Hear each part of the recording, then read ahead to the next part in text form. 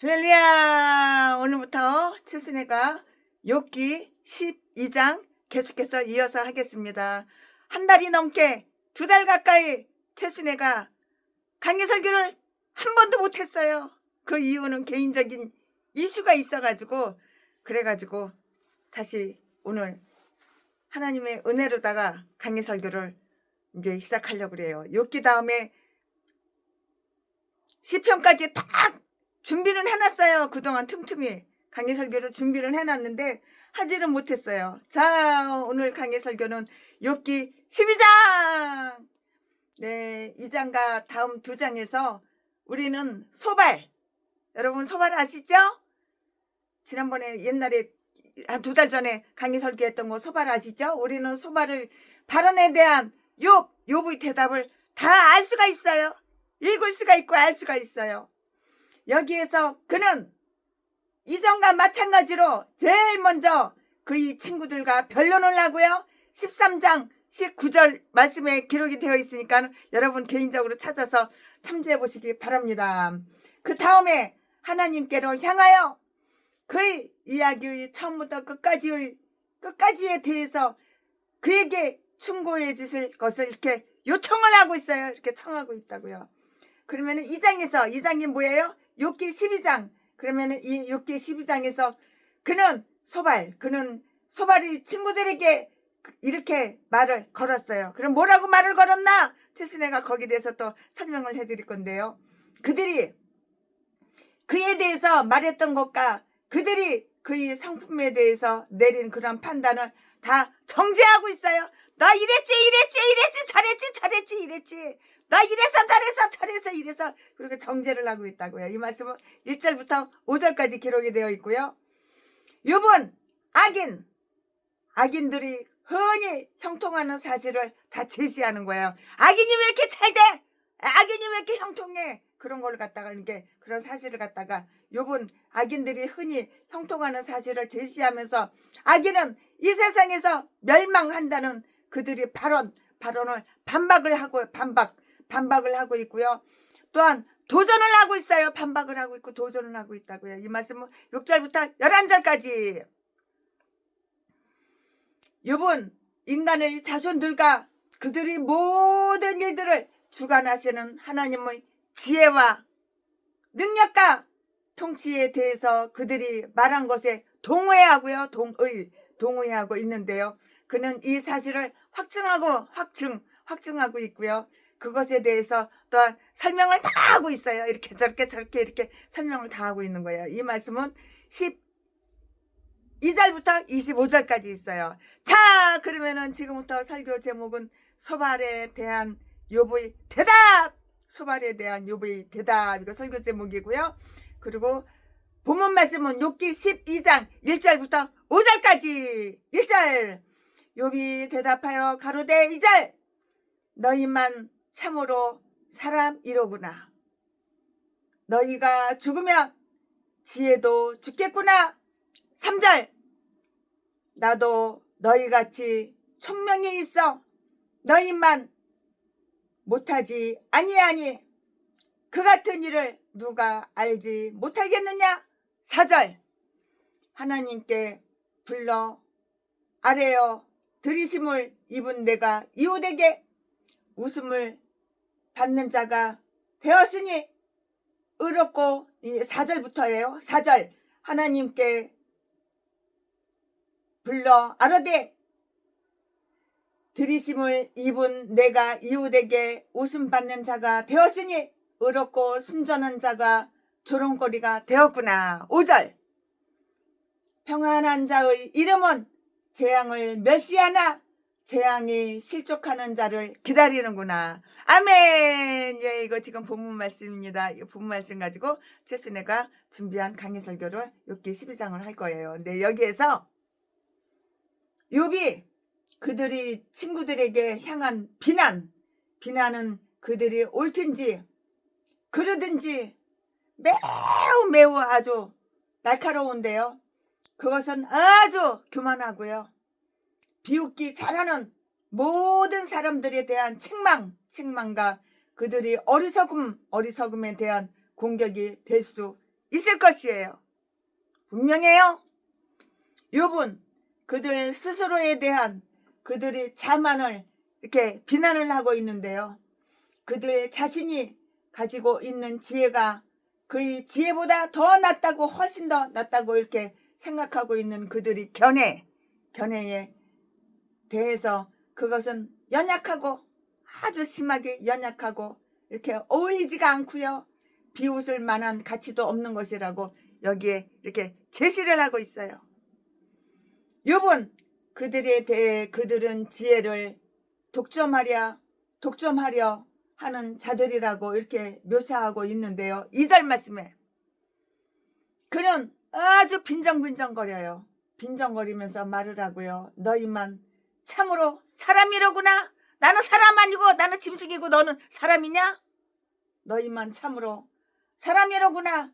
너희는 너희들 스스로를 모든 인류에게 지시하고 법도를 전하기에 합당한 자들로 생각하고 있다고요. 그리고 너희들 이외에는 그 어느 다른 사람, 그 어느 누구도 진실과 거짓, 악과 선을 구별할 능력이 없으며, 따라서 너희의 판단이 모든 사람들의 의견을 평가하고 심리해야 하는 그러한 표준으로서 생각을 하고 있다. 그러므로 모든 사람들이 그 뜻은 너희보다 낮아야 하며, 또 모든 사람들이 그 배에 그 돛담배 할 때 돛이 있잖아요. 그 돛은 너희보다 낮아야 하며, 옳든지 틀리든지 그러든지 우리는 너희가 말하는 대로만 말해야 하고, 너희 세 사람만 다수이고 결정권을 가까이 하는 자들이라고 생각하고 있구나. 그들 자신이 다른 모든 인간들보다 더 지혜롭다고 생각을 하거나, 마치 그들이 그렇게 생각하는 것처럼 아주 대담하고 거만하게 행하는 것은 매우 어리석고 죄악스러운 일이라고 이렇게 말을 하는 거예요. 그런 말을 또 계속해서 이어서 하는 거예요. 뭐라고 말을 했나요? 너희는 현재에도 너희처럼 지혜로운 자가 없을 뿐만이 아니라 앞으로도 없으리라고 이렇게 생각을 한다고요. 그러므로 너희가 죽으면 지혜도 죽겠고, 네가 죽어? 그럼 네 속에 있는 네 지혜도 죽겠다고. 너희가 떠나면 이 세상은 모두 미련한 자만 너 똑똑하니까 네가 떠나? 그러면 이제 이 세상에는 미련한 자만 남는 거야. 똥대가리만 남는 거야. 그러므로 너희가 죽으면 지혜도 죽겠고, 너희가 떠나면 이 세상은 모두 미련한 자만 남게 되고, 너희 해가 지면 깜깜한 밤중 암흑이 오리라고 이렇게 생각을 하고 있구나. 맞아, 틀려. 우리들이 없어지면 말할 수 없이 큰 손실이 있을 것이며, 그렇지 않다면 잘못된 것이라고 우리가 생각하는 것은 아주 어리석은 일이라고. 왜냐하면 하나님은 성령이 남아있게 하시며 그의 일을 행하기에 우리보다 더욱 합당한 다른 사람들을 일으켜서 세우실 수가 있기 때문인 것이라고. 이유가 바로 여기에 있다고. 지혜로운 자들과 착하고 선한 사람들이 죽을 때 지혜와 선함이 그들과 함께 죽지는 않을 것이라고 생각하는 것은 아주 커다란 위로가 된다고. 어떤 사람은 소발이 자기 생각대로 욥과 다른 사람들을 들나귀 새끼에 비교한 것을 11장 12절 말씀에 여기에서 비난하고 있는 것으로 이렇게 보고 있는 것이에요. 이유가 바로 그것이에요. 그는 이렇게 말을 한다고요. 뭐라고 말을 하냐고요? 그렇다, 우리는 나귀이며 너희들만이 사람이구나. 그래, 우리들은 다 동물이야, 동물. 너만 사람이야. 너만 잘났어. 그래, 너 잘났다. 그렇다고 우리는 다 나귀 새끼야, 나귀 새끼. 동물, 나귀이고 너희들만 사람이구나.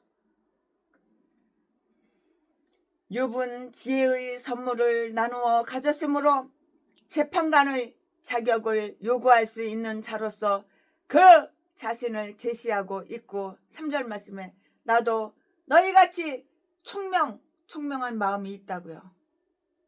너만 잘났냐? 나도 잘났다. 나에게도 청명한 마음이 있다. 그 말이죠. 그뿐만이 아니라 너희만 못하지 아니하다. 나도 너희와 같이 거룩한 섭리의 방법과 의미를 판단할 수가 있으며 그 어려운 부분을 해석할 수가 있다고. 몰라? 몰라 알아? 몰라? 나도 너희와 같이 총명이 있다고 말한 것은 자기 자신을 크게 칭찬하는 것이 아니었고요. 또한 나도 너희와 같이 이 문제를 이해하고 있다라는 말도 그러한 것은 아니었고요. 가장 보잘것없는 능력의 소유자라도 분명하게 이해할 수 있는 정도의 것에 대해서 그와 그들이 어찌 자만을 가질 수 있겠는가? 그 같은 일을 누가 알지 못하겠느냐? 너희가 사실이라고 말했던 것들은 너무도 자명한 일들이고 일반적인 논제이므로 너희나 나처럼 훌륭하게 말할 수 있는 사람들이 많이 있다고.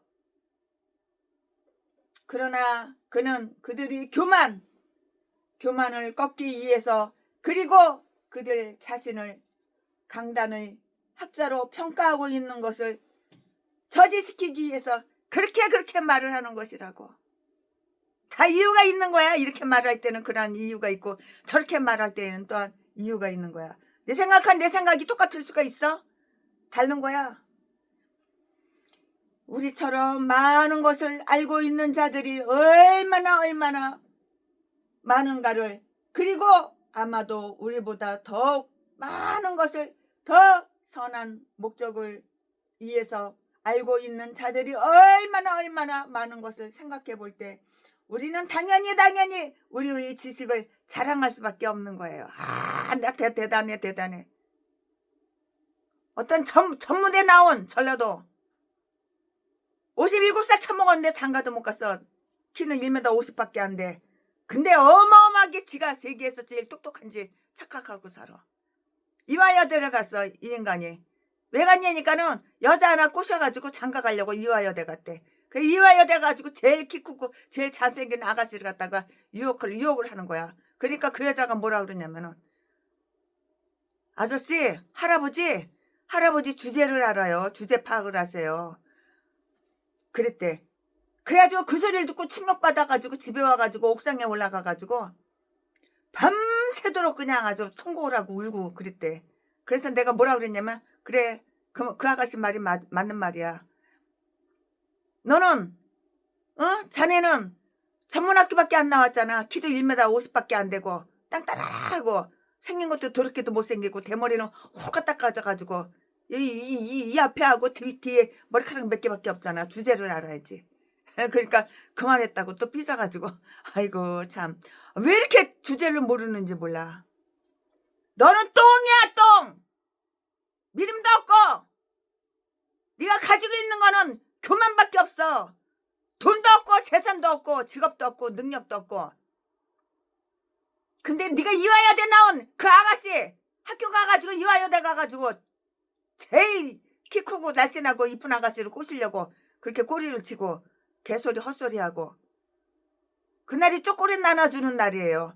남자가 여자한테 초콜릿 바구니를 갖다 이만하게 해가지고 집 맘에 드는 아가씨한테 초콜릿 그걸 바구니를 주니까는 그것만 아가씨가 홀딱 받고 그냥 가버린 거예요.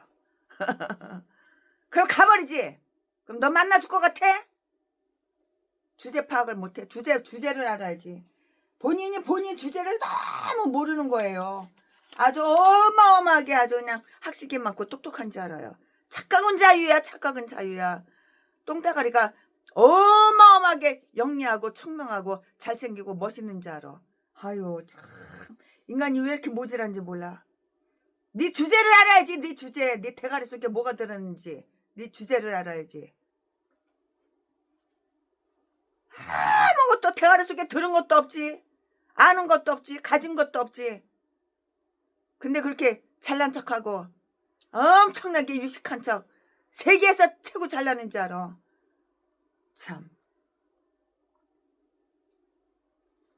얼마나 못났으면 나이가 57살 먹었어도 장가 한 번도 못 가고 연애 한 번도 못 하고 주제를 알아야지. 아니 전라도 것들은 다 이런 개 싼 것들밖에 없어. 자기가 자기를 볼 줄 아는 두 눈구녕이 다 장님이라 가지고 몰라. 주제 파악을 못해. 지가 본인이 아주 그냥 어마어마하게 세계에서 천재고 똑똑하고 잘생기고 미남인 줄 알아. 대머리에다가. 아우 전라도 것들은 다 이런 미친 것들밖에 없어. 최순애가 전라도 개인간들 2만 마리 3만 마리 다 상대해봐도 다 이런 미친 개들밖에 없어. 악마악질 독사 똥대가리 전응아 이딴 것들밖에 없어. 근데 잘하는 건 있어. 사기치는 데는 아주 선수야 선수. 거짓말 해가지고 뻥쳐가지고 남의 거 지거 만드는 데는 남의 재산 지 재산 만드는 데는 아주 천재야. 천재도 이런 천재가 없어. 그거는 유능해 아주. 그 외에는 잘나고 잘나는 거 본 적이 없어 나는. 나도 너희와 같이 이 문제를 이해하고 있다라는 말도 그러한 것이 아니었는데요. 가장 보잘것없는 능력의 소유자라도 분명히 이해할 수 있는 정도의 것에 대해서 그들이 어찌 자만을 가질 수 있겠는가. 자만심. 아무것도 모르는 똥대가리가 전응아가 IQ가 원숭이 지능만도 못하는 IQ가 아주 그냥 세계에서 최고 천재인 줄 알아. 착각을 해. 이 똥대가리가. 그 같은 일을 누가 알지 못하겠느냐. 너희가 사실이라고 말했던 것은 너무도 자명한 일들이고 일반적인 논제이므로 너희나 나처럼 훌륭하게 말할 수 있는 사람들이 많이 있다고요. 그러나 그들이 교만을 꺾기 위해서 이 교만이야. 교만 자만 다 꺾어버려야 되는 거야. 꺾기 위해서 그리고 그들 자신을 강단의 학자로 평가하고 있는 것을 저지시키기 위해서 이렇게 말을 하고 있는 거예요. 이 전라도 인간들은 잘하는 게 있어. 동정심 사는 글을 동정심 사는 말을 얼마나 연기 쇼를 잘하는지. 그래가지고 사기쳐가지고 남의 돈 뜯어쳐먹는 거. 사기치는 데는 1등이야 1등. 너무너무 잘해. 너무너무 연기를 잘해. 그 외에는 잘하는 거 본 적이 없어. 우리처럼 많은 것을 알고 있는 자들이 얼마나 많은가를, 그리고 아마도 우리보다 더 많은 것을, 더 선한 목적을 위해서 알고 있는 자들이 얼마나 많은 것을 생각해 볼 때 우리는 당연히 우리의 지식을 자랑할 수 없을 거예요. 내가 지식이 많어? 최순애 목사가 한양대 회계학과 졸업해서 자랑할 필요가 없는 거야. 나는 그거 자랑할 것 같아가지고 누가 물어보면은 초등학교 1학년 다닌다 중퇴 있다고 그래. 한글도 제대로 모른다고 그래. 그러니까 그 말이 또 진짜인지 알고 참 믿는 사람도 있겠지. 우리는 당연히 우리의 지식을 자랑할 수는 없는 거예요. 내가 자랑할 것은, 내가 목사야, 내가 자랑할 것은 나 같은 죄인을 예수님께서 십자가에 못 박혀 돌아가셨다는 거, 그거 자랑할 거 그거 하나밖에 없어. 예수 십자가 그거 외에는 자랑할 것이 아무것도 없는 거야. 우리와 다른 사람들을 혹독하게 비난하고 그들과 다투고 싶은 유혹을 느낄 때 우리는 그들도 우리와 같은 숙명을 가지고 있으며 그들 스스로 판단한 능력과 권리를 가지고 있다는 사실을 이렇게 고려해야 하는 것이에요. 고려해야 한다고요. 오히려 그들이 우리보다 못하기는커녕 더 우월할지도 모르겠고요. 훨씬 더 우월하지. 나보다 많이 배운 사람이 얼마나 많아. 나보다 똑똑한 사람이 얼마나 많아. 나보다 믿음 좋은 사람이 얼마나 더 많아. 나보다 강의설계 더 잘하는 사람이 얼마나 더 많아. 그러니까 시건방지고 잘난 척 할 필요가 없는 거야. 자랑할 거 없는 거야. 나보다 돈 많은 사람이 얼마나 더 많아. 나보다 재능 더 많은 사람이 얼마나 많아. 그까짓 거 색소폰 좀 불 줄 안다고, 갖가지 여러 가지 악기 좀 할 줄 안다고 건멍 떨면 안 되는 거야. 변은 익을수록 숙이는 거야. 변은. 근데 이 전라도 개인간들은 아가리만 보이면 사기치고 거짓말하고 자기 자랑하는데 그냥 누가 날 갖다가 존경한다고 그랬어. 누가 날 갖다가 잘났다고 그랬어. 박기열 땡 똥대가리 새끼. 아가리만 보이면 사기치는 새끼. 이런 개목사. 그러니까 목사가 돼가지고 자지 팔아서 처먹고 살지. 쌍파대기 좀 남들보다 반반하고 키 좀 크다고. 요즘은 순천에 가서 자지 팔아서 처먹고 살아. 그러므로 우리는 그들을 판단하거나 업신여겨서는 안 되며 로마서 14장 3절 말씀에 또한 선생인 척해도 안 되는 거예요. 잘나게 뭘 잘나? 잘난 게 뭐가 있어? 나는 죄인이야. 너도 죄인이고. 예수님은 내 죄와 너 죄 때문에 십자가에 못 박혀 돌아가셨다는 거. 그것만 자랑하지. 자랑할 게 뭐가 있어? 잘난 척할 게 뭐가 있어? 야고보서 3장 1절 말씀에 한편 우리는 다 형제이다고요. 마태복음 23장 8절 말씀에 우리가 모든 사람들과 대화를 나누고 또 그들과 더불어 논쟁을 벌이도록 하는 것은 매우 합당한 일이에요. 적당한 일이라고요. 왜냐고요? 왜냐하면 그들도 우리와 같이 이성이 있는 피조물들이기 때문이에요. 나도 피조물, 너도 피조물. 이성이 있는, 너도 이성이 있어, 나도 이성이 있어. 옳고 그름을 판단한 그런 피조물이기 때문이라고. 이성이 있는 피조물이기 때문이라고. 욥은 그들이 자기를 매우 업신여기고 깔보고 사람 우습게 여기고 사람을 똥개 취급하고 업신여기고 있는 것을 원망을 하고 있는데요. 욥은 그들이 자기를 매우 업신여기고 있는 것을 원망하고 있는데요. 거만하고 그들 스스로를 과대평가하는 자들은 보통 그들 주변에 있는 사람들을 멸시해요. 깔봐요. 무시해요. 사람을 사람 취급 안 해요.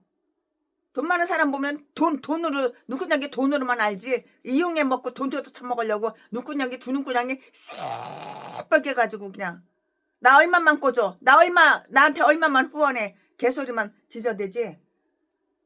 그런 인간은 최순애가 후원해준 적도 없고 빌려준 적도 없어. 옛날에는 몰라가지고 나 어려워 나 힘들어 나 빚이 이렇게 많어 그러면 다 갚아주고 다 그랬는데 지금은 아니야. 그 인간 대가리 속에 뭐가 들었는지 예수가 들었는지 사탄이 들었는지 다 분별을 해 지금은. 그때는 분별을 못하니까 막 퍼줬지. 그들을 유인하기가 쉽고요. 욥은 그것을 발견했고요. 적어도 그가 그러한 일을 당하고 있다고 이렇게 생각했는데요. 4절 말씀에 내가 오심받는 자가 되었구나. 나는 이렇게 책망할 만한 이유가 있었다고 말할 수가 없고요.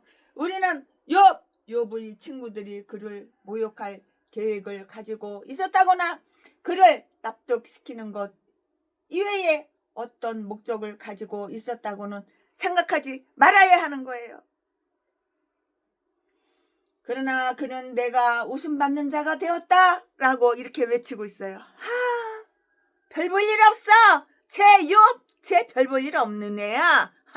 쟤 마시간 애야. 그랬겠지. 우리는 책망을 비난하는 경향이 있고요. 우리가 충고나 경고를 받기만 하면 우리들 자신이 웃음받는 자가 되었다고 생각하기 쉽고요. 이러한 역경은 아주 어리석은 것이고요. 우리들 자신과 우리 친구들에게 매우 틀려 그릇된 그러한 일이라고요. 그러나 우리는 이 책망에는 가식적인 면이 있었다고 말하지 않을 수가 없어요. 이 책망 가식적인 아이고 참 가식적인 면이 있었다고 말하지 않을 수가 없는 것이에요. 최순애만 강해설교 준비할 때 이렇게 생각하나요? 다른 목사님도 비슷할 거예요. 즉 그들은 그를 위로하러 왔으나 그를 노하게 했고요. 그에게 권고와 격려로 들려주기 위해서 왔으나 이 사람이나 저 사람이나 효력을 거둘 만한 훌륭한 견해를 가지고 있지 못했고요. 그러므로 욥은 그들이 자기를 조롱했다고 이렇게 생각을 했고요. 그것은 그의 슬픔을 더해줬어요. 얼마나 마음이 슬프겠어? 얼마나 마음이 슬프겠느냐고. 그의 슬픔을 더해주었다고요. 지극히 형통했다가 깊은 역경 속에 빠진 사람들에게 있어서 그들이 몰락했을 때 짓밟힘을 당하고 모욕을 당하는 것보다 더 비통한 일은 없는 거예요. 모욕을 당해? 내가 저 인간한테 짓밟히를 당하고 저 인간한테 모욕을 당해? 최순애는 안 겪어봤냐? 엄청 많이 겪어봤어. 엄청 많이. 최순애를 두는 군에게 돈으로만 알고 돈 빨아 처먹으려고. 아, 최순애 저거 칠뛰기. 저 마시간 여자. 저거 가려운데 똥구멍이나 똥구멍이나 살살살살 긁어주고 비원 안 맞춰주면은 저거 막 퍼다 준다며. 한때는 그랬어요. 요즘은 안 그렇지만. 그리고 그들은 이런 면으로 치우쳐 생각하는 그런 경향이 있는데 다음을 한번 관찰해 보자고요. 욥을 더욱 비통하게 만든 것은 무엇이었는가? 무엇이 욥을 더욱 비통하게 만들었냐고. 무엇이냐고. 그것은 다음 두 가지 사실이었어요. 딱 두 가지 사실. 그 두 가지 사실이 뭐야? 그들은 그의 이웃이었고요. 그들이 의미하듯이 그의 친구들, 동료들이었고요. 옆집 사람, 웃집 사람, 눈만 뜨면 얼굴 볼 수 있는 사람, 그리고 이러한 자들이 희롱하고 조롱은 매우 흔히 경멸스러운 것이었고요. 그것을 받는 자들은 언제나 매우 노하게 된다고요. 열 안 받겠어? 열 받지. 나를 책망한 자가 원수가 아니라 원수일진데 내가 참았으리라. 그래서 참아야지. 어떻게 참았으리라. 그러나 그가 곧 너야. 너. 그게 누구냐고? 너라고. 너. 그가 곧 너로다. 나의 동료. 똑같은 종자. 똑같은 종료. 나의 동무여. 나의 친구여. 나의 가까운 친우. 우정을 쌓은 친구. 친우로다. 시편 55편 12절 13절 말씀에 그들은 하나님께 불러 아뢰어 들으심을 입은 자로서 신앙 고백을 한 자들이었고요. 이렇게 또 영어 성경을 최순애가 또 별도로 읽어보니까는 뭐라고 써있냐면은 그걸 이웃이 신앙 고백을 한 것으로 읽게 되어 있더라고요. 영어를 읽어보니까는.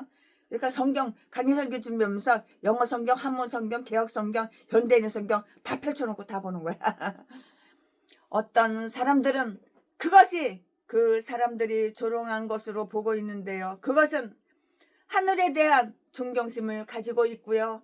또 하늘에 대한 관심을 가지고 있는 자들이에요. 그런 사람들이에요.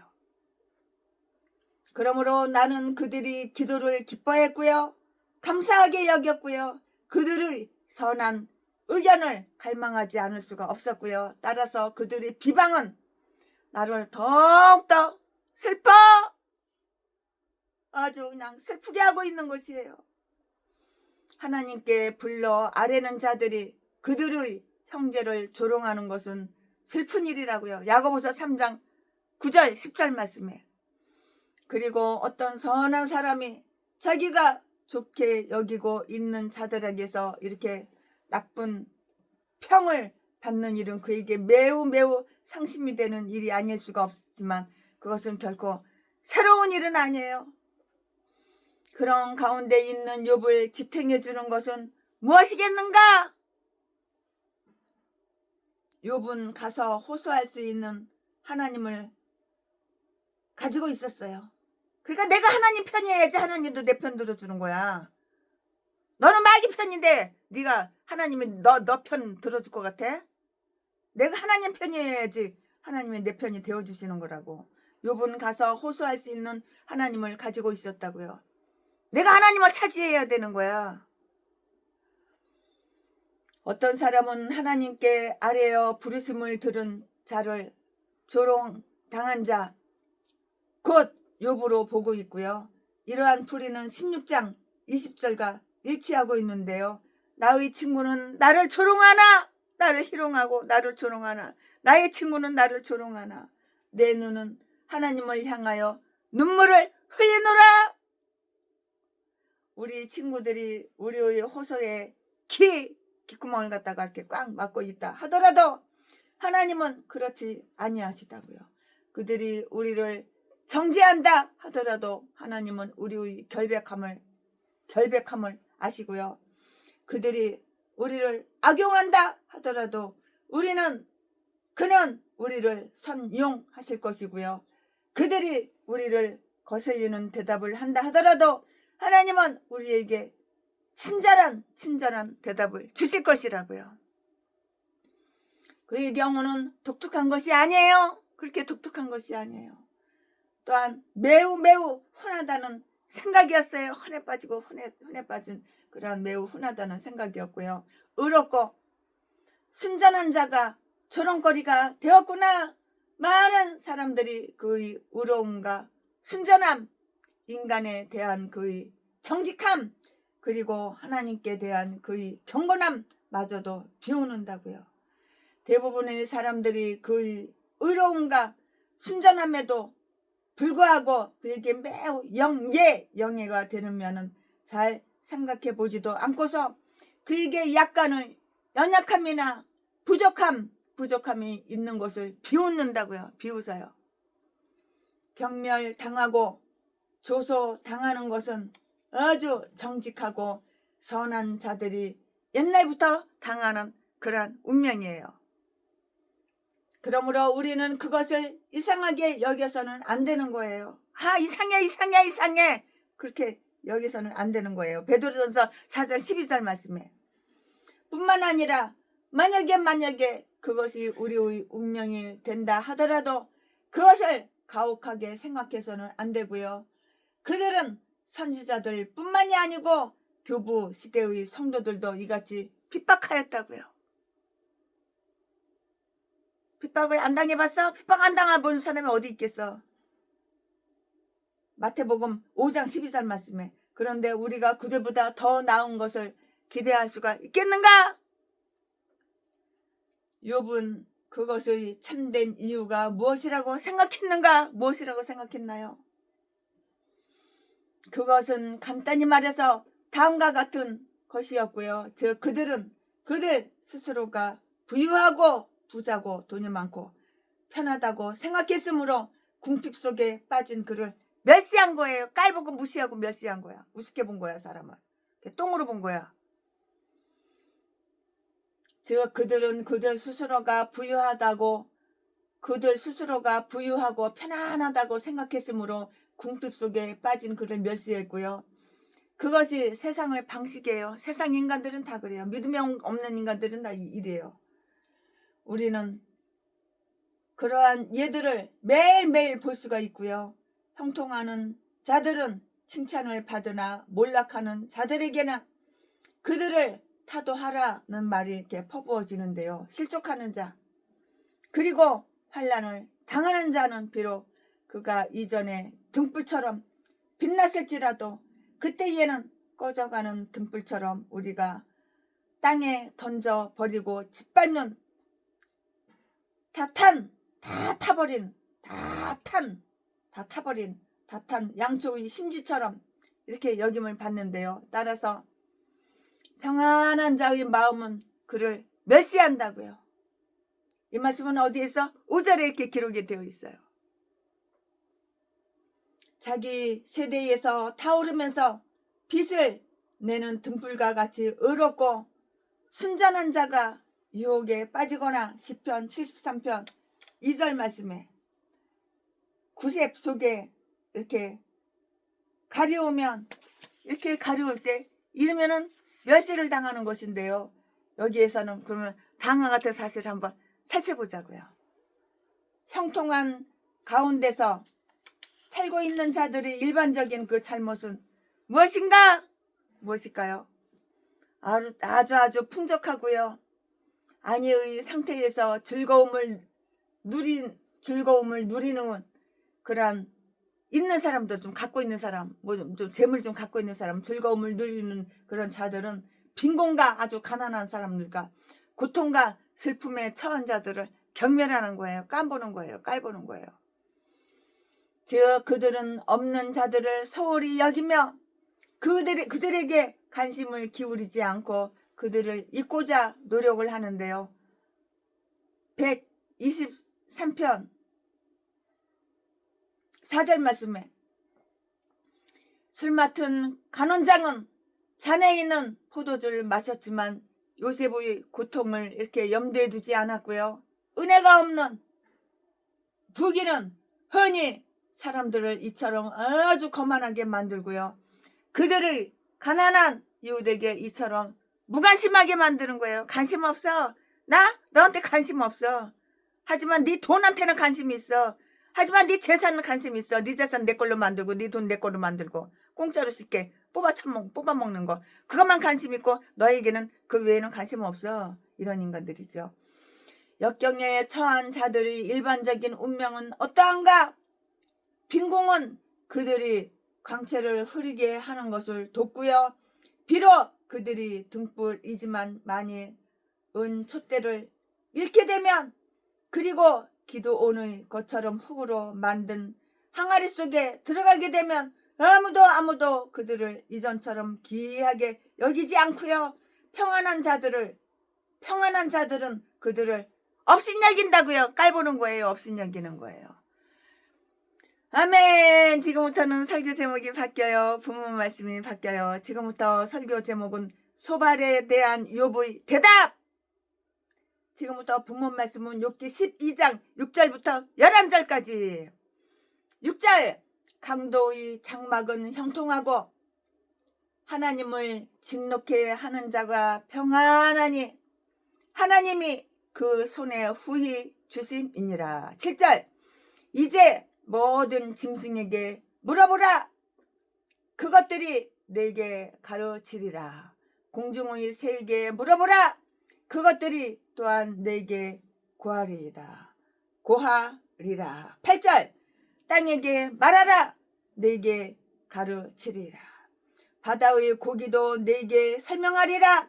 9절. 그것들 중에 어느 것이 여호와의 손이 이를 행하신 줄을 알지 못하랴. 10절. 생물들의 혼과 인생들의 영이 다 그의 손에 있느니라. 11절. 입이 식물의 맛을 변별함 같이 귀가 말을 분변하지 아니하느냐. 아멘. 네, 이거 오늘 이 말씀 가지고 또한 이 본문 말씀 가지고 나머지 또 강의 설교 쭉쭉쭉쭉 이어서 하겠습니다. 네, 여기까지가 본문 말씀이에요. 네, 욥의 친구들은 모두 아주 악한 사람들은 이 세상에서 오래 형통할 수가 없는 거예요. 내가 악이냐? 그럼 이 세상에서 오랫동안 형통하지 못해. 욥의 친구들은 모든 악한 사람들은 이 세상에서 오래 형통할 수가 없으며 어떠한 현재 지금 나타나는 현저한 심판이 곧 그들에게 임하리라는 원리에 따라서 이렇게 행하였고요. 소발도 악한 자는 눈이 어두워지리라. 11장 20절 말씀에 그 말로다가 결론을 다 내린 것이에요. 여기에서 욥은 이 원리에 맞서고 있고요. 그리고 사람의 외적인 사태를 결정하는 데 있어서 하나님은 미래의 상태를 먼 미래의 그 상태를 위해서 상도 주고 벌도 주고 상도 주고 상과 벌에 대한 정확한 분배를 예비해 두시는 주관자로서 행하신다는 의견을 이렇게 주장하고 있는 거예요. 상 받을 짓을 해야지 상을 주는 거지. 벌 받을 짓 해놓고 상 받기를 원해? 도둑놈 심포! 인간들한테 잘 보이려고 그러지 말고 하나님한테 잘 보이려고 그래. 욥은 악한 자들이 이 세상에서 오래오래 형통할 수도 있고요. 또 흔히 그러하다는 것을 틀림없는 진리로서 단언하고 있는데요. 한 가지로 이렇게 탁 말을 하고 있는데요. 6절 말씀에 심지어 큰 죄인들까지도 매우 형통함을 즐길 수 있을지도 이렇게 모르겠어요. 그럼 다음을 한번 관찰해 볼까요? 다음을 한번 관찰해 보자고요. 욥은 죄인들을 어떻게 묘사하고 있는가? 욥이 죄인들을 어떻게 묘사를 하고 있나요? 그들은 강도이며 하나님을 경록해 하는 가장 나쁜 종류의 죄인들이고 불경스러운 자이며 학대하는 자이고요. 아마도 욥은 전에 그를 약탈한 적이 있었고요. 언제나 노략과 약탈로서 살아갈지라도 형통하는 스밧사람과 갈대아 사람들에 대해서 언급을 하고 있다고요.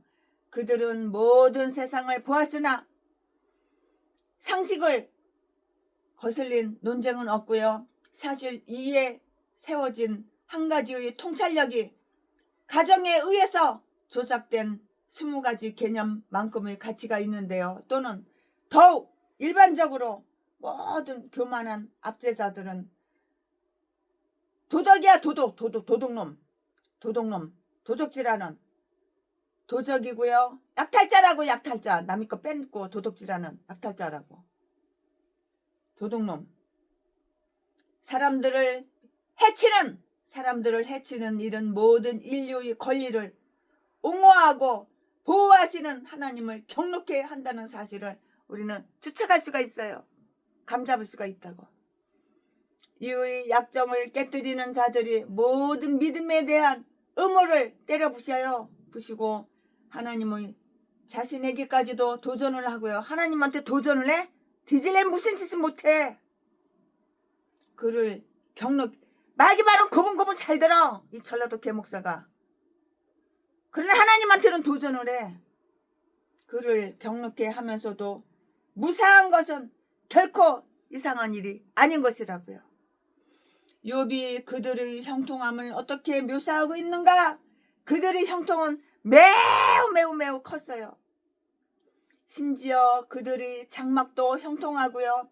즉 그들과 함께 살고 그들을 따르고 그들을 계승하는 자들도 형통하는데요. 마치 축복이 그들의 집안에 부여된 것처럼 이렇게 보이는데요. 그리고 속임수에 의해서 얻는 것이 때로는 보존되어 그 자손들에게 상속되기도 하는 것이에요.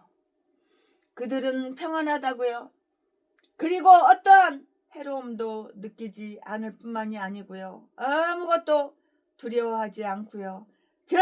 그들은 위협을 가하는 섭리나 각성시키는 양심으로부터 어떠한 위험도 이렇게 깨닫지 못하고요.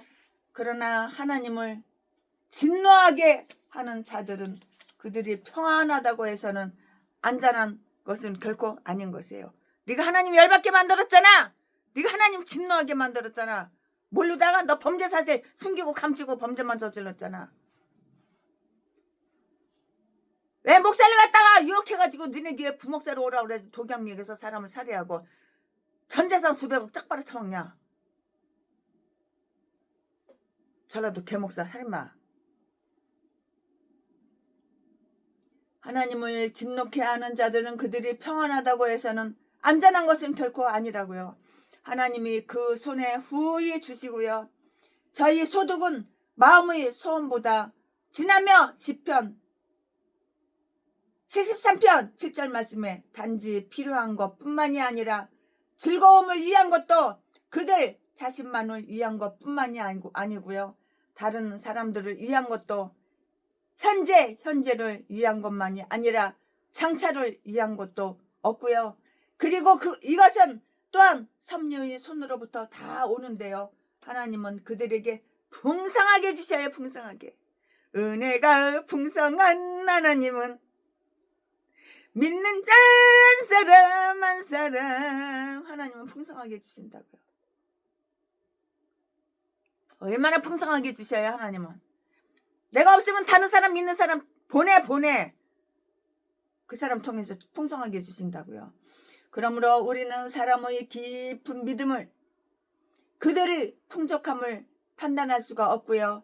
그들의 마음속에 있는 것을 그들이 손에 가진 것으로서 이렇게 판단할 수가 없는 것이에요. 욥은 이것을 증명하기 위해서 보잘것없는 피조물, 즉 짐승과 새와 나무와 심지어 땅에게까지 호소하고 있는데요. 이것들에게 물어보라. 그것들이 너희에게 말하리라. 7절 8절 말씀에 우리는 그것들로부터 훌륭한 것들을 많이 배울 수가 있을 것이라고요. 그러나 여기에서 우리들에게 가르치는 것은 무엇인가? 뭐야 말해봐 뭐야. 우리는 그것들로부터 강도의 장막을 형통하다는 것을 배울 수가 있는 것이에요. 짐승들 중에서도 더 큰 것은 더 작은 것을 섬기고요. 더 강한 것은 더 약한 것을 노리는데요.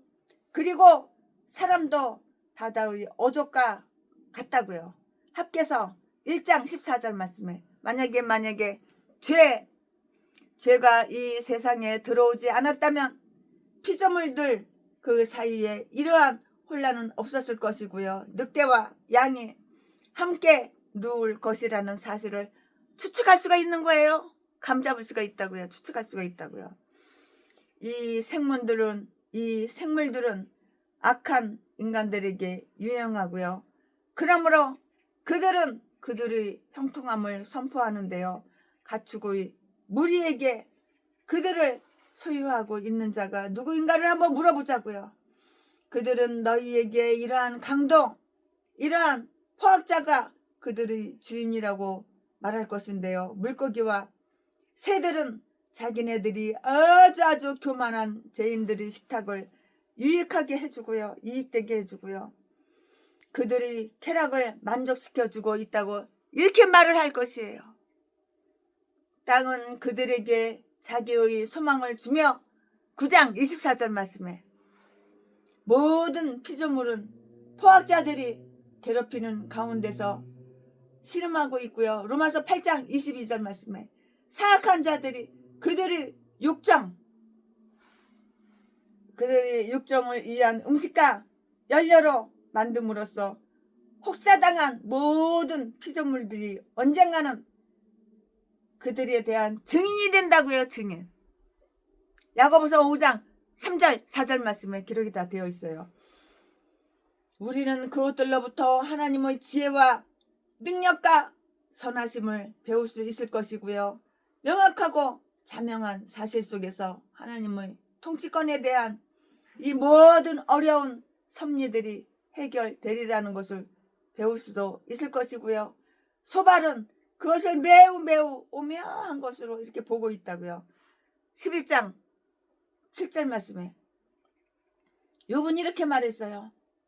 그러한 문제에 관해서 우리가 받고자 하는 것은 보잘것없는 피조물로부터도 배울 수 있을 것이고요.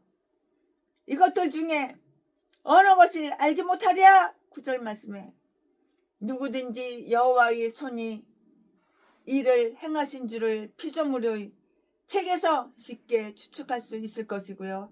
즉 우리가 알지 못할 뿐만이 아니라 판단할 자격도 없는 기울로서 이 모든 것들을 인도하고 다스리는 그러한 지혜로운 하나님의 섭리가 있음을 추리할 수가 있을 것인데요. 하등의 피조물들을 다스리는 최고의 통치권으로부터 우리는 비록 우리의 생각과는 정반대가 될지라도 인간의 모든 일들을 처리하시는 하나님의 뜻에 순종하는 법을 이렇게 배워야 하는 거예요. 순종하는 법을 배워야 한다고요. 욥은 모든 피조물 속에 있는 하나님의 절대적인 타당함의 모든 것을 기착시키고 있는데요. 10절 말씀에 10절 말씀에 생물들의 혼이 다 그의 손에 있느니라. 모든 생물, 특히 인간들은 그들의 존재를 하나님으로부터 부여받고 있으며 그들의 존재에 대해서 그의 은혜를 잊고 있으며 생명을 지속시키기 위해서 그에게 의지하고 있고요. 그리고 그의 긍휼을 입고 있으며 그의 지시와 지배하에 놓여 있고 전적으로 그의 시야에 달려 있다고요. 또한 그들의 생명은 그의 수완에 복종해야 하는데요. 모든 영은 다 하나님의 거예요. 하나님의 거. 내 거 없어. 모든 영은 다 하나님 것이라고요. 따라서 그가 그 자신의 것으로서 그가 하고자 하시는 일을 할 수 없겠는가? 여호와라는 이름이 여기에서 이렇게 사용되어 있어요. 여호와. 9절 말씀에 그리고 욥의 그 친구들 간의 대화 이야기에서 우리가 이렇게 이 단어를 볼 수 있는 것은 오직 여기에서 뿐인데요. 왜냐고요? 왜냐하면 그 당시에는 하나님의 전능자라는 이름으로 다 아주 잘 알려져 있기 때문이에요. 전능자. 이 기절, 즉 입이 식물의 낫을 변별함 같이 기가 말을 분별하지 아니하느냐 라는 말의 그 앞의 대화의 결론으로서 또는 다음 오는 말의 서두로서 간주될 수가 있고요. 사람의 마음은 정확하게 말해서 달고 쓴 것을 구별하는 그 구개와 같이 참과 거짓을 구별하는 아주 훌륭한 기능을 가지고 있는데요. 그러므로 욥은 그들이 말한 것에 대해서 그 스스로 판단할 그런 자유를 그들에게 요구를 하고 있고요.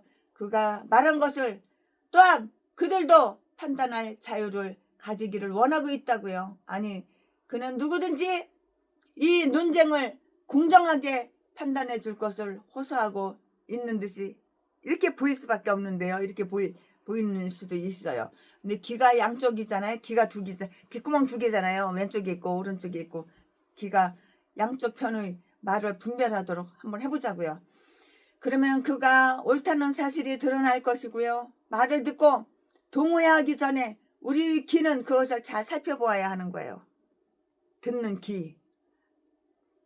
우리가 맛으로서 어느 음식이 몸에 유익하고 유익하지 않은가를 판단하는 것과 마찬가지로 분별하는 그 영으로서 우리는 어느 이론이 건전하고 신선하며 유익한지 그리고 어느 것이 그렇지 않은지를 우리는 판단을 잘해야 되는 거예요. 분별해야 되는 거예요. 고린도전서 10장 15절 말씀, 고린도전서 11장 13절 말씀. 아멘. 지금부터는 설교 제목이 바뀌어요. 본문 말씀이 바뀌어요. 지금부터 설교 제목은 소발에 대한 욥의 대답. 욥이 뭐라고 대답했나요? 소발에한테. 자, 지금부터 본문 말씀은 욥기 12장 12절부터 25절까지. 12절. 늙은 자에게는 지혜가 있고 장수하는 자에게는 명철이 있느니라. 명철한 사람은 장수해. 13절 말씀. 지혜와 권능이 하나님께 있고 모략과 명철도 그에게 속하였나니. 14절. 그가 허르신즉 다시 세울 수 없고 사람을 가두신즉 놓이지 못하느니라. 15절. 그가 물을 그치게 하신즉 곧 마르고 물을 내신즉 곧 땅을 뒤집나니. 16절. 능력과 지혜가 그에게 있고 속은 자와 속이는 자가 다 그에게 속하였으므로. 17절. 모사를 발가벗겨 끌어가시며 재판장으로 어리석은 자가 되게 하시며. 18절.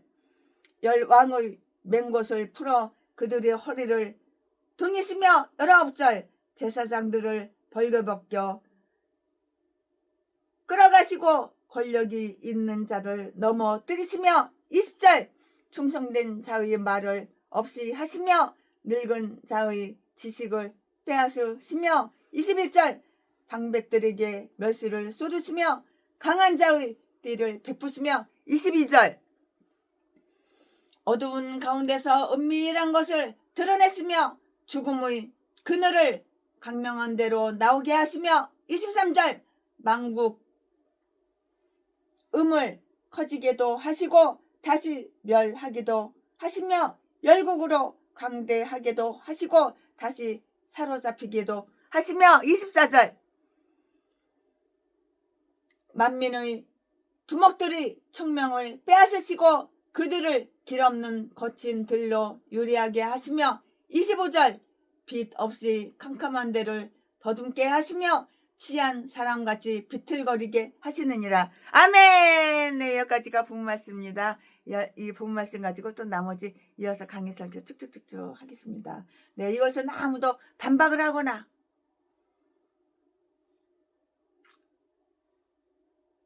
항거할 수 없는 하나님 자신을 뜻하신 계획에 따라서 인간의 자손들이 모든 일들을 명하시고 섭리하시는 하나님의 지혜와 능력과 권세에 대한 욥의 고귀한 이야기예요. 욥과 그의 친구들이 이처럼 그처럼 격렬하게 몰두했던 그 논쟁에서 벗어난다면 그들은 모두 놀라우리 많지 훌륭한 말을 하고 있는데요. 그러나 그 속에서 우리는 때로 그들에 대해서 어떻게 생각해야 좋을지를 거의 모르게 되고요. 만약에 사소한 일에 대한 견해가 서로 다른 아주 지혜롭고 선한 자들이 그들이 일치하고 있는 큰 문제에 대해서 깊이 유의하는 것은 그들의 영예이며 즐거움이고 또한 다른 사람들을 교화시키는 것이라는 그 사실을 안다면 그것은 참 좋은 일이에요. 좋은 일이죠. 이 문제에 대해서 욥은 그 자신답게 이야기를 하고 있는데요. 여기에 어떠한 격렬한 원망이나 격분스러운 비난은 없고요. 모든 것은 아주 용감하고 훌륭하게 이렇게 말이 언급이 되어 있어요. 용감하고 훌륭하게. 욥은 하나님의 헤아릴 수 없는 지혜와 항거할 수 없는 능력을 이렇게 단언하고 있는데요. 사람들에게도 지혜와 명철이 있다는 그 사실이 인정되어 있고요. 12절 말씀에 그러나 그것은 단지 극소수의 사람들 즉 늙은 사람들에게와 장수하는 그 축복을 누린 사람들에게서만 찾아볼 수가 있고요. 그들은 오랜 경험과 끊임없는 경험에 의해서 그것을 얻고요. 그러나 그들이 그 지혜를 가지게 될 때 그들의 기운은 쇠하여 그들이 지혜의 결실을 거두지 못하게 되고요. 그러나 지혜와 권능이 가장 선한 것을 계획하는 지혜와 계획이 되는 것을 이행하는 권능이 하나님께 있고요. 그는 우리처럼 관찰에 의해서 모략이나 명철을 얻을 필요가 없으시며 그 자신 안에 그것을 본질적으로 그리고 영원히 가지고 계시다고요. 옛 시대의 지혜에 비해 보면 옛사람이 이렇게 가지고 있던 지혜란 어떤 것인가? 어떤 것이냐고. 우리가 알고 있는 것은 적은 것에 불과하고요. 지혜? 네가 지혜로운 사람이야? 그러나 그건 적은 것에 불과한 거야. 우리가 할 수 있는 것은 그것보다 더 적고요. 그러나 하나님은 모든 일을 행하실 수가 있고요. 그 무엇으로도 그의 생각을 그치게 할 수는 없는 것이에요. 네가 하나님보다 더 지혜롭다며? 전라도 개목사야. 똥개 같은 소리만 하고 있어. 김대중 선생님이 하나님보다 훨씬 더 지혜롭다며? 전라도는 다 이런 미친 것들밖에 없어. 그 무엇으로도 그의 생각을 그치게 할 수는 없고요. 이러한 하나님을 그들이 하나님으로 삼은 자들은 행복하고요. 왜냐고요? 왜냐하면 그들은 그들을 위해서 예비된 무한한 지혜와 권능을 가지고 있기 때문이고요. 사람들이 하나님을 대적하고자 하는 모든 시도는 아주 어리석고 무익한 것인데요. 14절 말씀에 그가 허르신즉 다시 세울 수가 없고요. 거룩한 섭리와 더불어서 다투거나 섭리의 법도를 어길 수 있는 것은 없고요. 욥이 앞에서 하나님이 빼앗으시면 누가 막을 수 있으랴? 9장 22절라고 이렇게 말한 것 같이 그는 다시 말하고 있는데요. 하나님께서 말씀하신 것은 반박될 수가 없고요. 또한 그가 행하시는 것이 파괴될 수도 없고요.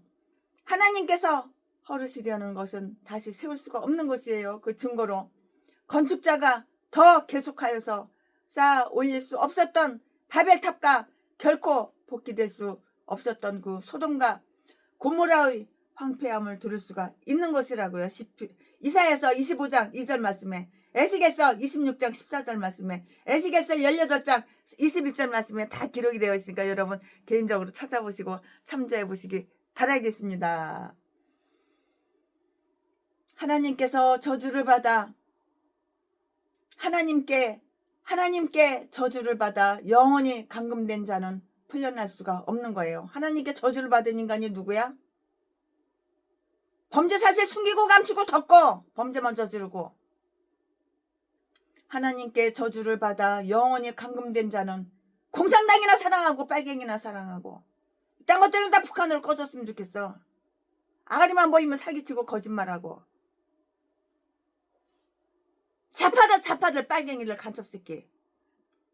하나님께 저주를 받아 영원히 감금된 자는 풀려날 수가 없는데요. 그가 병으로서 사람을 가두신 즉 그를 공궁에 처하게 하시고 그의 일 속에서 그를 당황하게 하신 줄 놓이지 못하는데요. 그가 무덤 속에 사람을 가두시면 아무도 그 밀폐된 문, 즉 지옥, 흑암의 굴레 속에 잠겨진 문을 때려 부술 수가 없으며 그러나 누구도 그 깊은 10년을 지날 수가 없는 거예요. 그 10년을 지날 수가 없다고요. 욥은 자연 속에서 이 일언을 증거하는 일례를 들고 있는데요. 15절 말씀에 하나님은 물을 명하시며 물을 옷에 싸시고요. 잠언 30장 4절 말씀에 그리고 손바닥으로 바닷물을 헤아리신다고요. 이사야서 40장 12절 말씀에 기록이 다 되어 있어요. 또한 하나님은 물을 모자라게 하시거나 지나치게 하심으로써 인간의 자손들을 벌 주는 거야. 벌하실 수 있다고요. 홍수로다가 얼마나 많은 사람이 죽어. 또한 가뭄으로다가 기근으로다가 얼마나 많은 사람이 고통을 받고 힘들어요. 덕이 중용 안에 있는 것임에도 불구하고요. 어느 한쪽이 모자라거나 어느 한쪽이 지나치게 많아 지나침으로 말미암아 사람들이 덕의 법도를 깨뜨리는 것과 마찬가지로 하나님은 아주 극단적인 것들로서 그들을 경계하시며 중용 속에 있는 자비를 그들에게 부여하시기를 거부하신다고요. 하나님은 이런 분이야. 큰 가뭄은 때로 큰 징벌이 되고요. 그가 물을 그치게 하신즉 곧 마르느니라. 하나님께서 물을 그치게 물 썩! 하니까 물이 말라버리는 거야. 만약에 하늘이 노새와 같다면 땅은 새와 같고요. 만약에 비가 오지 않으면 수원은 마르고요. 그 하천은 고갈되잖아요. 그리고 밭은 메말라서 풍성한 열매를 거두지 못하게 돼요. 물이 있어야지 농사가 잘 되지. 아모스 4장 7절 말씀에 큰 홍수는 때로 큰 징벌이 되는데요. 하나님은 물을 일으키시며 땅을 뒤집어 그 소산과 건물을 파괴하시고요. 복우는 곡식을 남기지 아니한다고요. 잠언 28장 3절 말씀에 하나님께서 얼마나 많은 방법으로 사악한 백성들과 싸우시며 그들로부터 자비를 박탈하심으로써 그들을 혹독하게 대하시는가를 한번 보자고요. 그리고 우리는 그와 싸울 만한 능력이 얼마나 부족한가를 한번 보자고요. 만약에 우리가 그 순서를 바꾸어도 된다면 이 기절은 하나님의 능력을 언제나 기념하게 하는 일례인 노아의 홍수를 적절히 언급해 놓은 것으로 이렇게 볼 수가 있고요. 그때에 하나님은 진노하시어 비를 퍼부으셨고요. 그것은 땅을 뒤집었다고요. 그러나 자비로서 하나님은 그것을 그치게 하셨고요. 하늘의 창문과 크고 깊은 물줄기를 막으셨으므로 잠시 후에 이렇게 마르게 하셨어요. 욥은 인간의 자손들을 하나님께서 아주 능력 있게 다스리시는 일 속에서 그들의 목적을 방해하고요. 그것으로 하여금 그 자신의 목적을 돕도록 하고요. 그들의 모든 모사를 지배하고 그들의 모든 시도를 압도하며 그들의 모든 반항을 극복하는 일 속에서 그것에 대한 많은 예들을 들고 있는데요. 하나님은 사람들을 얼마나 변하게 하시는가? 그는 얼마나 쉽고 얼마나 놀라우게 그들을 변화시키시는가? 일반적인 예는 다음과 같은데요. 16절 말씀에 능력과 도리가 어떤 사람들은 그것을 이렇게 풀이하고 있는데요. 그에게 있고 능력과 일관성이 그에게 있고 원문에 있는 그대로 보면은 그것은 매우 멋있는 단어인데요.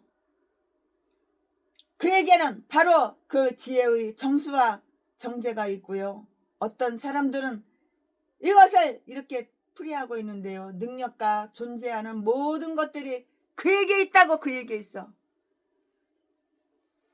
하나님, 여호와 하나님, 그는 스스로 있는 자이며 그에 의해서, 그리고 그 안에 모든 것이 다 생존한다고요. 이 능력과 지혜를 가지셨으므로 그는 기꺼이 그를 섬기려는 뜻을 지니고 있는 지혜롭고 선한 자들 뿐만이 아니고요. 그의 하나님의 섭리의 계획을 돕는 데에는 아무런 쓸모가 없다고 이렇게 생각되는 어리석고 아주 사악한 자들까지도 이용할 수 있는 방법을 다 알고 계셔요. 요즘 봐봐. 요즘 이란 중국 좆됐어. 다 썩어가지고 망해가지고. 이란하고 중국. 하나님께서 트럼프한테 능력을 주시는 거야. 트럼프 대통령한테 능력을 주시는 거야. 지혜를 주시는 거야. 하나님이 함께 하시는 거야. 하나님을 미워하는 그러한 나라들은 다 망하고 뒤지는 수밖에 없는 거야. 그러니까 내가 하나님을 사랑하는 것이 내가 나를 사랑하는 거야. 내가 하나님을 미워해? 뒤지는 일만 생기는 거야. 왕이 아무리 뭐 정치를 잘한다고 해. 왕이 아무리 정치를 잘해도 나라는 망할 수밖에 없는 거야. 그를 섬기려는 뜻을 지니고 있는 지혜롭고 선한 자들 뿐만이 아니고요. 하나님의 섭리의 계획을 돕는 데에는 아무런 쓸모가 없다고 생각되는 어리석은 악한 사악한 자들까지도 이용할 수 있는 방법을 하나님은 다 알고 계셔요.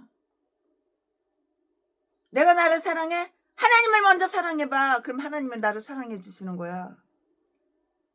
네가 마귀만 사랑하고 마귀만은 잘 듣고 하나님 말은 불순종하니까는 너 인생에 그따위. 들어와도 뒤질 일만 생기고 나와도 뒤질 일만 생기는 거야. 속은 자와 속이는 자가 다 그에게 속하였다고요. 속임을 당하는 가장 천한 자들이라고 해서 그가 소홀히 여기시는 것은 아니고요. 속이는 가장 교활한 자들도 그들이 온갖 기교를 써서도 그의 감시를 벗어날 수는 없는데요. 이 세상은 속임수로 가득 차 있다고. 가득 차. 다 속여. 인류의 절반이 다른 사람들을 속이며 하나님은 그렇게 하는 것을 다 묵인해 주시나 이 두 가지는 모두 결국 그에게 영광을 가져다 줄 것이에요. 속이는 자들은 속는 자들을 이용하고요.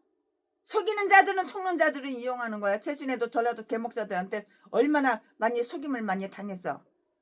나 없어, 나 힘들어, 나 어려워. 그럼 다 퍼다줬지. 그러나 알고 보니까 다 거짓말이고 다 뻥이었어. 그러나 위대하신 하나님은 그들 모두를 이용하시며 그들을 이용하여 역사하시는데 그 누구도 그를 막을 수는 없고요. 그는 이 세상에 있는 모든 어리석은 자들과 악한 자들을 조종할 만한 지혜와 힘을 가지고 계시며 전자는 약하고요. 후자는 사악함에도 불구하고요. 그들을 이용하여서 그 자신의 목적을 돕도록 하는 방법을 다 알고 계셔요. 하나님 모르실 것 같아? 다 알고 계신다고.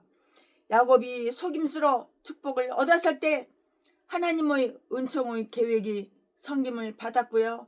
야합이 거짓 예언에 뻥치는 예언, 야합이 거짓 예언에 의해서 출정하여 자신의 파멸을 초래했을 때 그것은 하나님의 공의의 계획을 도왔고요. 그리고 하나님은 속은 자와 속이는 자를 임의로 다스릴 수가 있는데요. 에스겔서 14장 9절 말씀을 참조해 보시기 바랍니다. 만약에 하나님이 이 양자를 구속하고 그들로부터 그 자신이 영광을 이렇게 얻도록 하는 방법을 모르셨다면 하나님은 속이는 자의 죄악이나 속는 자의 비참함을 결코 허용하시지 않았을 것이라고요. 찬송할지어다. 전지하신 주 하나님은 이처럼 다스리신다고요. 그리고 그가 다스리시는 것은 정말로 다행스러운 일이에요. 정말로 다행스러운 일이죠. 그렇지 않다면 이 세상에는 지혜와 정직함이 거의 없을 것이므로 세상은 오래전에 혼돈과 멸망으로 가득 찼을 것이 분명해요. 척하면 척이지. 욥은 다음에 나라와 왕궁이 변혁되는 사건 속에서 하나님의 지혜와 능력에 대한 특별한 예를 들고 있는데요. 욥은 개인과 그 가족에 대한 섭리의 작용 속에서 보다는 여기에서 그의 증거를 꺼내고 있어요. 다 꺼내고 있어요. 왜냐고요? 왜냐하면 사람들이 처한 상황이 더욱 높게 넓게 진술되어 있을수록 그들에게 내려진 변화는 더 두드러지게 보이고요. 따라서 더욱 혁혁하게 그 속에서 섭리가 빛을 발하기 때문이라고요. 이유가 바로 이것이라고요. 하나님께서 땅의 큰 자를 선지자가 말하고 있는 것처럼 이사야서 22장 18절 말씀에 강막한 지경의 공같이 던지신다면 적은 자는 더욱 그러하시리라는 사실을 쉽게 증명할 수가 있어요. 그리고 모든 나라와 왕국이 복종해야 하는 하나님과 더불어서 우리가 다툰다는 것은 매우 미친 것이에요. 네가 하나님과 싸워서 네 이길 자신 있어? 네가 하나님과 다퉈? 엄청나게 어리석은 짓이야. 엄청나게 미친 짓 하는 거야. 네가 하나님과 싸워서 하나님과 싸워서 이기겠다고? 엄청나게 미친 짓이라고. 어떤 사람들은 욥이 여기에서 강력한 나라들, 즉 창세기 14장 5절, 창세기 14장 5절 6절, 신명기 2장 10절 20절에 언급된 르바, 수스, 엠 그리고 호리 족속들이 근절된 사실을 가리키고 있는 것으로 보고 있는데요. 아마도 그 족속들이 매우 이상하게 얼이 빠지고 연약하게 된 그 사실이 그 속에서 특별히 지적되었을 것이고요. 만약에 그렇다면 그것은 어떤 나라에서 언제 그와 같은 일이 있든지 간에 그것을 행하시는 분은 하나님이시라는 것을 보여주기 위한 의도를 지니고 있다고 이렇게 볼 수가 있어요. 그리고 그 속에서 그들 스스로를 매우 아주 강력하고요. 민첩하고요. 절대적인 자들이라고 이렇게 생각하는 사람들에게도 미치는 그의 통치권을 주시해야 하는 거예요. 주시. 이것을 엘리바스의 발언 5장 12절 이하에 비교해서 한번 보세요. 여기에 열거된 세부적인 변화를 모아보자고요. 하나님은 어떤 족속들을 멸하시고 그 자리에 다른 족속들을 세우시거나 또는 어떠한 특별한 정부나 사역자들을 축출하시고 그 자리에 다른 자를 택하시어 그 나라의 축복이 될 수도 있는 일들을 행하심으로써 사람들에게 영향력을 이렇게 끼치신다고요. 20년 전에 우리의 땅에 있었던 그 영광스러운 혁명을 한번 볼까요? 그 속에서 우리는 욥의 이 이야기에서 나타난 것과 같은 똑같은 행복한 사실을 우리는 볼 수가 있어요. 지혜로운 자들은 때로 이상하게 당황하는데 여기에서 하나님의 손이 인정되어야 하고요. 17절 말씀에 그가 모사를 그들에게 승리하여 거둔 전리품처럼 빨개 벗겨서 그냥 벗겨서 끌어가신다고요. 그들이 계략으로서 탈취한 모든 영예와 재물을 다 끌어가신다고요. 아니 그들이 축하를 받은 지혜와 그 자체와 그들이 계획 속에서 그들 자신에게 약속했던 그 성공을 싹 다 빼앗아가요. 그들이 모든 계략이 이렇게 무효 그 계략이 다 무효화되고요. 그들이 의도가 실패로 돌아갈 때까지도 하나님의 계획은 물러서지 않아요. 안 물러선다고요. 그리하여 그들은 지혜에 대한 만족과 명성을 모두 다 싹 다 싸그리 다 빼앗겨 버린다고요. 그가 재판장으로서 어리석은 자가 되게 하시고요. 그들이 마음 위에 역사하시사 하나님은 그들로부터 일에 대한 자격을 박탈하시고요. 그러므로 그들은 실상 어리석은 자가 되어 버리는 거예요. 사실은 실상 어리석은 자가 되어 버리는 것이라고요. 그리고 그들의 일을 주관하심으로써 하나님은 그들의 계획의 목적과 결과를 그들이 뜻했던 것과는 아주 정반대가 되도록 이렇게 만드시고요. 그리하여 그는 그들을 어리석은 자처럼 만드시고요. 성경의 이 말씀이 아주 놀랍게 이루어진 자들 가운데 한 사람인 아이도벨의 모사도 어리석은 결과를 초래했고요.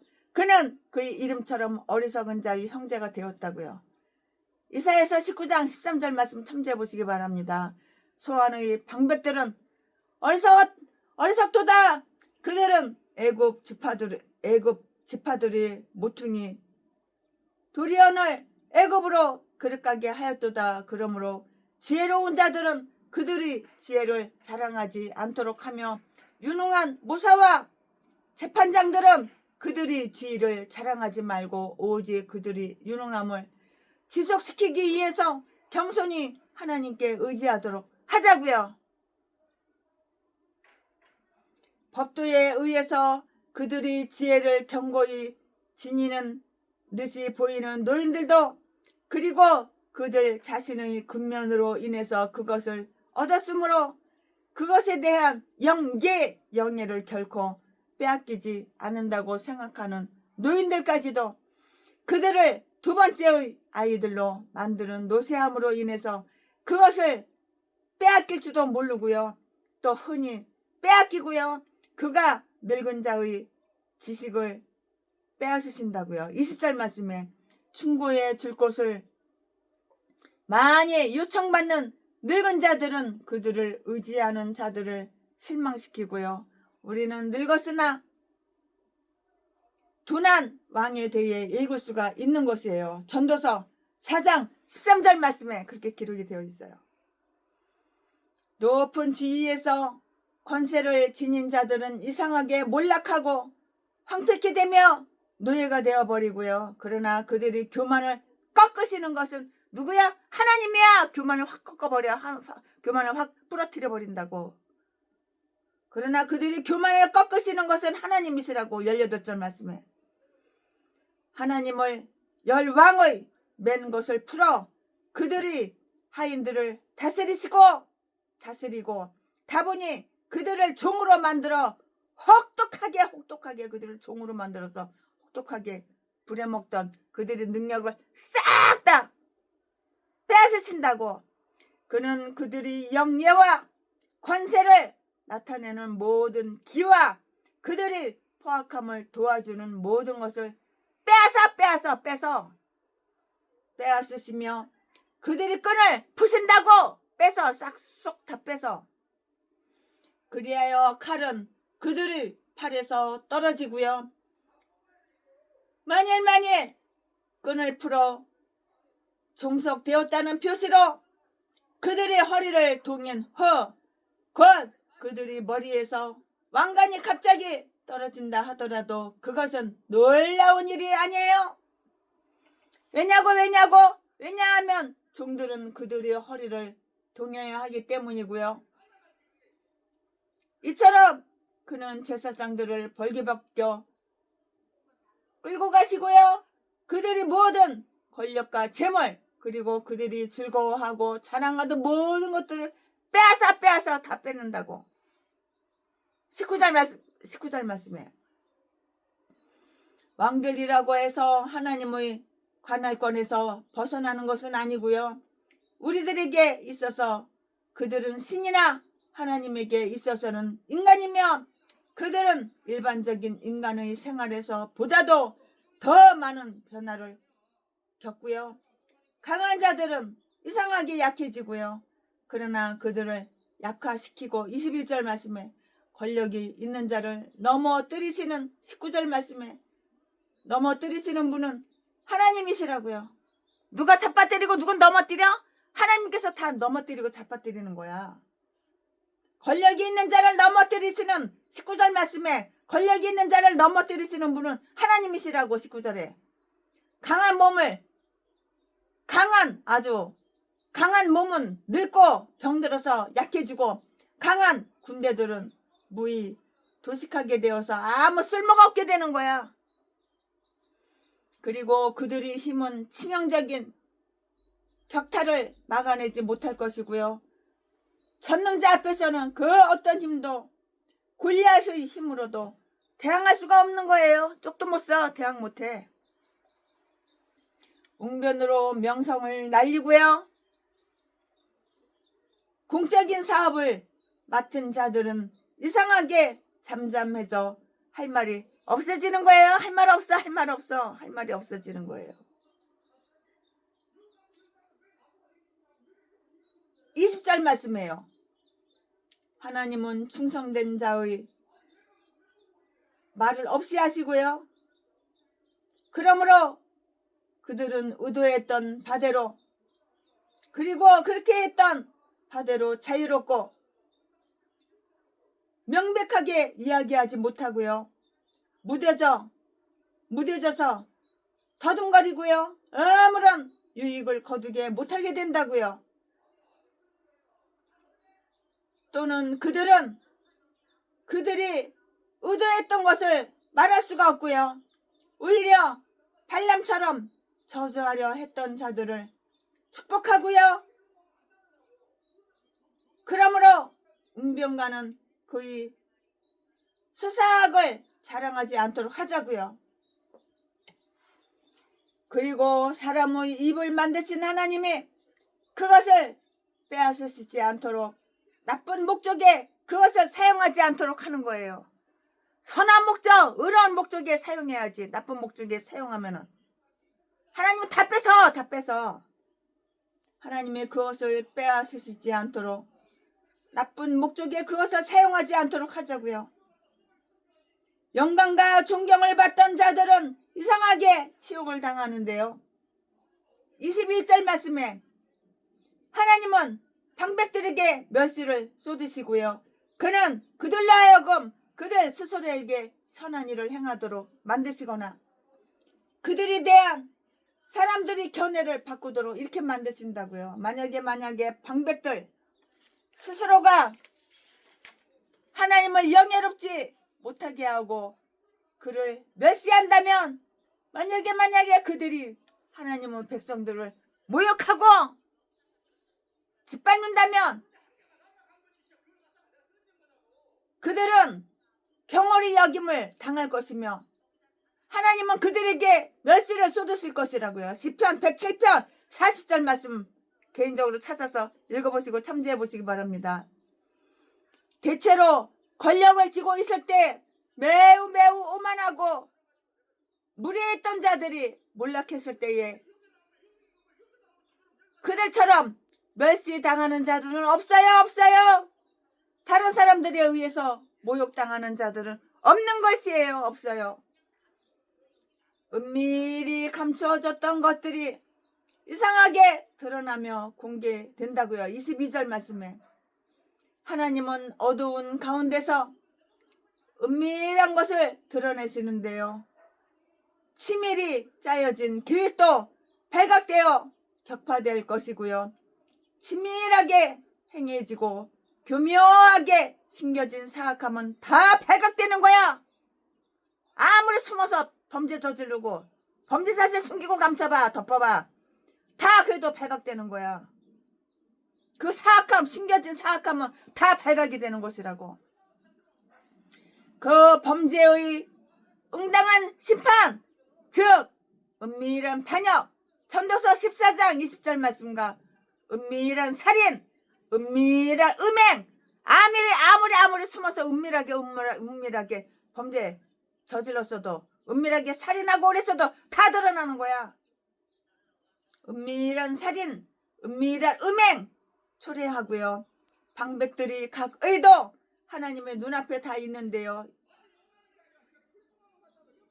열왕기하 6장 11절 말씀에 나라에는 흥하고 망함과 성쇠가 있으며 잘되고 망하는 거 있으며 나라에는 흥, 망과 성쇠가 있으며 이 모든 것은 하나님께로부터 오는데요. 다 하나님께로부터 오는 거야. 23절 말씀. 하나님은 때로 그 수요를 커지게도 요즘 얼마나 악한 나라 공산주의가 하나님은 그냥 지근지근 밟아버려 그냥 다 때려부셔 그냥. 하나님은 때로 그 수요를 커지게도 하시고요. 그 영토를 넓히시기도 하는데요. 그리하여 어떤 나라는 만국 가운데 거국이 되어 막강해지고요. 그러나 얼마 후 어떤 알 수 없는 이유로 해서 그들은 다 멸망당하고 공경에 처하며 수요가 줄어들고 가난해지며 찢어지게 가난해지며 가난해지는 게 자랑인지 알아? 감소되고 많은 사람들이 죽임을 당한다고. 얼마나 많은 사람들이 죽임을 당해. 그리하여 요즘 북한 봐봐 얼마나 러시아한테 이용 많이 당해.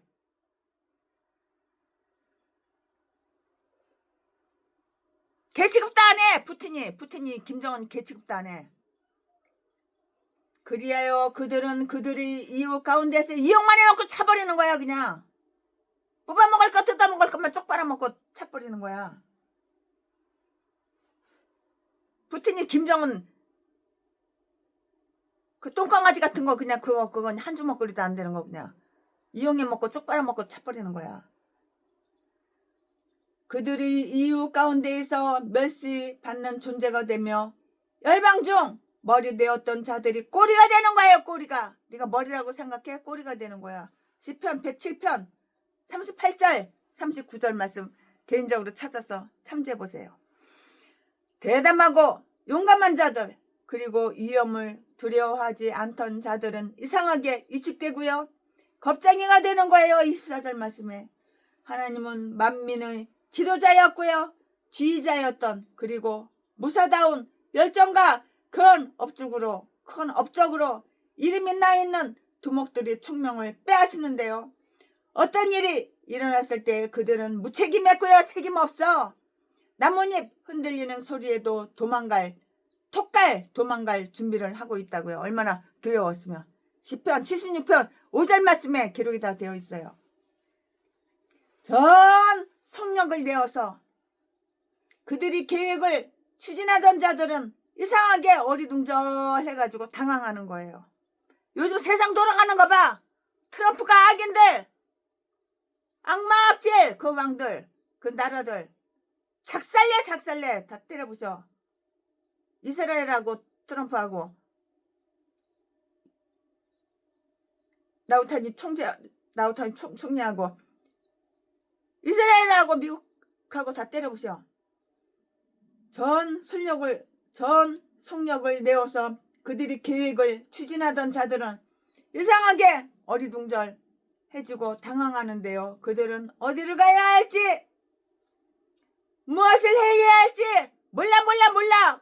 어디로 가야 될지 무엇을 행해야 할지 모른다고. 그리고 그들이 모사는 일정하지 않으며 그들이 동기는 불분명하며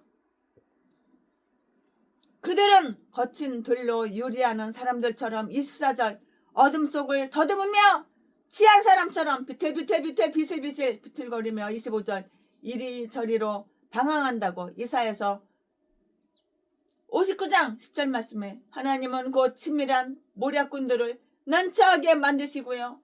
그들을 매우 훌륭한 기질을 종식시킬 수가 있고요. 그리하여 그들이 교만하게 행하던 그 일에 있어서 하나님의 그들보다 높으심을 보이신다고요.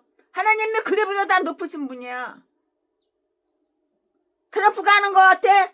트럼프 속에 하나님이 계셔서 하나님이 다 이렇게 저렇게 하시는 거야. 악인들은 다 불구덩 속에 다 들어가는 거야.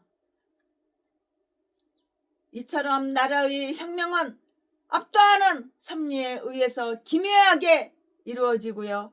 천지가 진동하더라도 하늘과 땅이 진동하더라도 주님은 영원히 왕의 보좌를 지키시며 그와 더불어 우리는 견고한 나라, 튼튼한 나라, 견고한 나라를 구한다고요. 아멘. 오늘 강해 설교 최순애가 준비한 것은 여기까지가 끝입니다.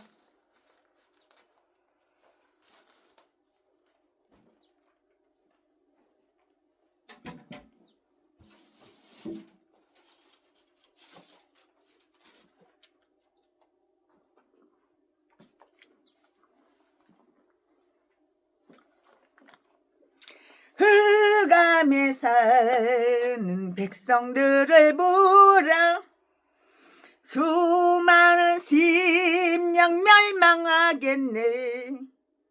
그 누가 갈까 주의 복음 들고 생명을 구원하는 곳으로. 큰 권세 주께 있으니 큰 권세 주께 있으니 너는 가서 주의 복음 전하를. 주가 나 항상 지키리라. 아멘 아멘. 오늘은 정말 너무너무 힘들게 강해 설교를 했습니다. 요즘 아주 그냥 계속 실신했거든요. 쓰러지고 또 쓰러지고 또 쓰러지고 쓰러지기 직전에 바로 제가 알아요. 이제 곧 쓰러질 것이다. 한 1초 2초 있으면 내가 쓰러질 것이다. 그걸 알아요. 그래서 미리 그냥 쭈그리고 앉아있다든가 아니면 미리 그냥 누워버려요. 그냥 쓰러질 거 아니까. 쓰러지다가 다치면 안 되잖아요. 쓰러지다가 다치면 2차 사고가 나잖아요. 그래서 쓰러지기 직전에 막 구역질이 나요. 토할 것 같아요. 속이 울렁울렁해요. 그 눈앞이 깜깜해요. 아무것도 안 보여요. 기억력이 없어요. 늘 타고 다니던 버스인데 버스 어디서 타는지 몇 번 버스 타야 되는지 기억 없어요. 늘 보던 사람인데 몰라요. 아무것도 몰라요. 그냥 머릿속이 그냥 깜깜해지고 머릿속이 이제 하얘져요. 그리고 막 속이 메스껍고 토할 것 같으면 나 곧 쓰러지는구나. 그러고 얼른 주저앉아요. 병원 가도 소용없어요. 그게 뭐냐면은 미주신경이라고 그래요. 미주신경. 그러니까는 피가 혈액이 머리 끝에부터 발바닥까지 혈액이 돌아야 되는데 피가 모자라서 그런지 어째서 그런지 자우지가 피가 여기 뇌에 있는 피가 목 밑으로 쫙 피가 빠지는 거예요. 혈압이 갑자기 팍 떨어지는 거예요. 그럼 그때 졸도하는 거예요. 뇌 속에 피가 없으니까. 그럼 종아리에 있는 피를 갖다가 허벅지 종아리에 있는 피를 갖다가 머릿속으로 끌어올리려면은 빨리 누워야 돼요. 누워서 다리를 높은 데로 이렇게 올려놔요. 그러면 다시 뇌로다가 피가 가요. 오늘은 정말 강해 설교 너무너무 힘들게 했어요. 말이 안 나오는 거 억지로 그냥 지금 발음도 조금 부정확하고 그런데 참 그랬어요. 그래가지고 어저께 우리 공장 사장님이 칼슘하고 마그네슘하고 비타민 D하고 망강하고 그 영양제를 사다가 저한테 주셨어요. 먹으라고. 그리고 이것저것 먹을 걸로 많이 사다가 놓고 그리고 가셨어요. 정말 최순애 사랑해주는 사람 금연공장 사장님밖에 없어. 누가 최순애를 사랑해주겠어? 누가 이렇게 최순애한테 신경을 써주겠어? 다 뭘 바라고 돈 뜯어먹으려고 재산 뜯어먹으려고 아부 떨고 다 그런 인간들만 주변에 있지. 정말 최순애 사랑해주는 분은 하나님하고 금연공장 사장님 그 두 분밖에 없어요. 나머지는 건성이야. 건성. 그 껍데기를 사랑해주는 척 사랑해주는 시오 연기. 근데 우리 금연공장 사장님하고 하나님은 정말 최순애를 사랑해요. 그래서 오늘 힘을 받아가지고 이렇게 강해 설교를 어거지로 했습니다. 할렐루야. 주님을 사랑합니다. 나의 예수님 사랑합니다. 아주 많이요. 정말 하나님한테 잘해야 돼요. 하나님한테 내가 잘하면은, 내가 하나님한테 잘 보이면 하나님께서 사람을 통해서 이렇게 저렇게 필요한 거 다 이렇게 저렇게 주셔요. 영양제를 갖다 주시잖아요. 영양제를. 아멘. 최순애가 준비한 것은 오늘 여기까지가 끝입니다. 사랑합니다.